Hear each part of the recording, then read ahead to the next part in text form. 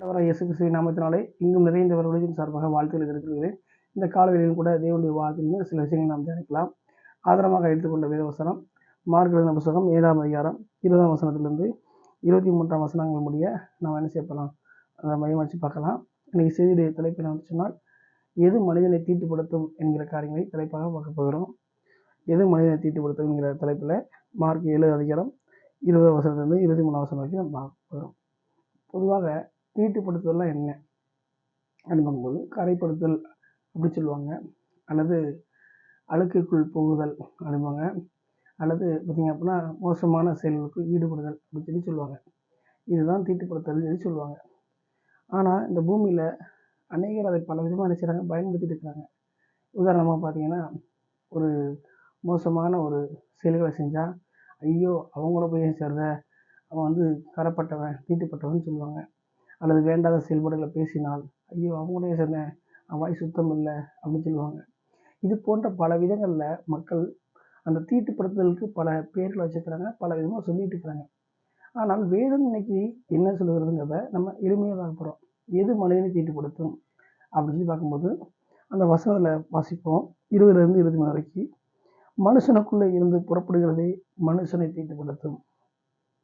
எப்படி எனில், மனுஷனுடைய இருதயத்துக்குள்ளிருந்து பொல்லாத சிந்தனைகளும், விபச்சாரங்களும், வேசித்தனங்களும், கொலைபாதங்களும், களவுகளும், பொருளாசைகளும், துஷ்டத்தனங்களும், கபடும், காம விகாரமும், வன்கண்ணும், தூஷணமும், பெருமையும், மதிகேடும் புறப்பட்டு வரும். பொல்லாங்கனைகளாக இவைகள் எல்லாம் உள்ளத்திலிருந்து புறப்பட்டு மனிதனை தீட்டுப்படுத்தும் என்றார். அப்போ எது மனிதனை தீட்டுப்படுத்தும் சொல்லி பார்க்கும்போது, மனுஷனுக்குள் இருந்து புறப்படுகிற காரியங்கள் தான் மனிதனை தீட்டுப்படுத்தும். அது என்னென்ன காரியங்கள் அப்படின்னா, உலகத்தின் காரியங்கள், பிசாசின் காரியங்கள், இச்சையின் காரியங்கள், கோபத்தின் காரியங்கள், மூர்க்கத்தின் காரியங்கள், பொருளாசையின் காரியங்கள் சொல்லி மனுஷனுக்குள் இருந்து புறப்படுகிற அந்த காரியம்தான் மனிதனை தீட்டுப்படுத்தும். சரி, மனுஷனுக்குள் இருந்து புறப்படுகிறது தான் மனிதனை தீட்டுப்படுத்தும் சொல்லி இருக்குது. அப்போது இந்த மனுஷனுக்குள்ள தொடக்கத்தில் வந்து இப்படிப்பட்ட காரியம் இருந்ததா அப்படின்னு பார்க்கும்போது இல்லை. தேவன் தொடக்கத்தில் மனிதனை படைக்கும்போது தன்னுடைய சாயலை படைத்தார், தன்னுடைய அந்த மகிமையில படைத்தார். அவன் என்னைக்கு பிசாசுக்கு இடம் கொடுத்து, பாவத்துக்கு இடம் கொடுத்து உள்ளதை வாங்கி வச்சுட்டாங்களோ, அன்னைக்கு அவனுடைய இருதயம் கெட்டு போனது, அவனுடைய எல்லாமே மாறி போனது. இப்படிப்பட்ட ஒரு சூழ்நிலை இருக்கக்கூடிய அவனை தேவன் காப்பாற்ற நினைத்து தான் அவர் மனுஷனார் வந்தார். வந்து பூமியிலே ரத்தம் சிந்தி எல்லாருடைய உள்ளத்துல என்ன செய்தார், ஆவியானவராக அவர் வாசம் பண்ணி அவர் மனுஷனை சுத்தப்படுத்த விரும்பினார்.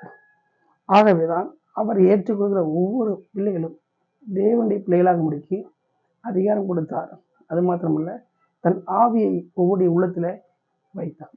அப்போ இதுதான் மனுஷனை தீட்டுப்படுத்தக்கூடிய காரியம் சொல்லி பார்க்கலாம்.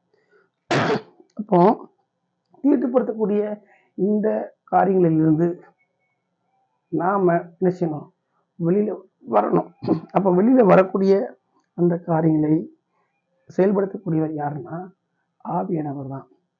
அப்போ பரிசுத்த ஆவியானவர் துணை இல்லாமல் இந்த தீட்டுப்படுத்தக்கூடிய காரியத்திலிருந்து என்ன செய்ய முடியாது, வெளியில் வர முடியாது.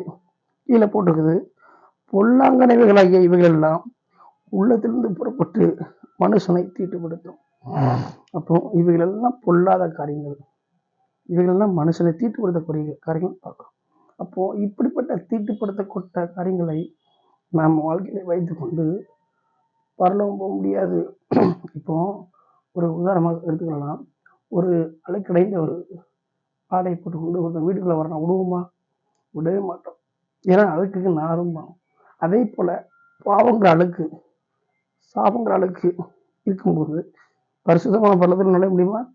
முடியாது. இதெல்லாம் தீட்டுப்பட்ட காரியங்கள்.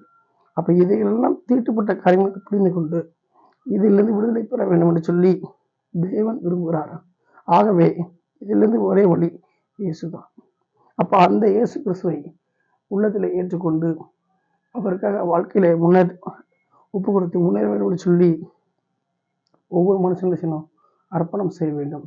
அப்படி அர்ப்பணம் செய்யும் பொழுதுதான் இந்த தீட்டுப்படுத்தக்கூடிய அனைத்திலிருந்தும் ஆண்டவர் விடுவிக்க முடியும். வசனங்கள் இயேசுவின் ரத்தம் சகல பாவங்களிலும் நம்மை சுத்திகரிக்கும். சுத்திகரிக்கக்கூடிய கிறிஸ்துவனிடத்தில் வரும்போது அவர் ஆவியானவராக இருந்து சுத்தம் பண்ணுவார். ஆகவே தீட்டுப்படுத்தப்பட்ட அந்த காரியங்கள் என்ன, எது மனுஷனை தீட்டுப்படுத்தும் அப்படிங்கிறத புரிந்து கொண்டு இவைகளெல்லாம் நாம் எல்லாம் நினைச்சணும் விலகி இருக்க வேண்டும் என்று சொல்லி நாம் தெரிந்து கொள்ள வேண்டும்.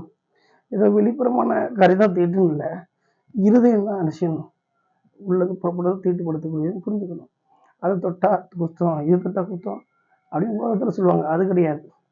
இருதயத்தில் இருந்து புறப்படுகிறது தான் தீட்டுப்படுத்தும். ஆகவே இதை புரிந்து கொண்டு தொடர்ந்து இவைகளிலிருந்து ஜெயிக்க வேண்டும் என்று சொல்லி, இப்படிப்பட்ட கருத்தை விலக வேண்டும் என்று சொல்லி எங்கும் இந்த ஊழியங்கள் நம்மை வாழ்த்துகிறது. ஆமென், ஆமென்.